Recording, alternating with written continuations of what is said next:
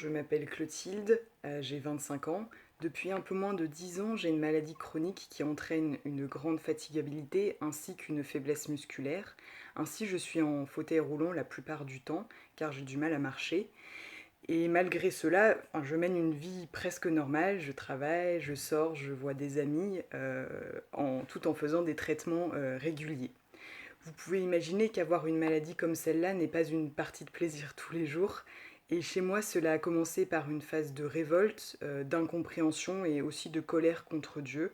Même si je n'ai jamais remis en question son existence en tant que telle, je me disais juste pas qu'il pourrait quand même faire quelque chose, étant donné que la situation n'était quand même pas idéale, enfin en tout cas à mon sens. Je me sentais aussi très seule dans ma souffrance, mais c'est finalement par elle que j'ai pu me rapprocher de Jésus. En effet, la souffrance que l'on ressent ne se partage pas, si ce n'est avec Jésus, car nul ne pourra la ressentir dans sa chair comme on le fait. La tentation est parfois très grande d'envoyer balader tout le monde, de se replier sur soi, mais je pense que justement c'est là le piège. En effet, la souffrance en soi est quelque chose de stérile et de perdu et aussi de profondément mauvais.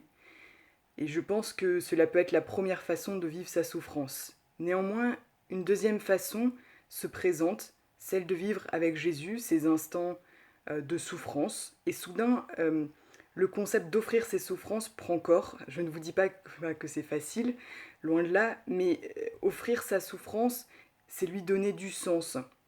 La vivre pleinement, c'est habiter pleinement son corps et le moment présent.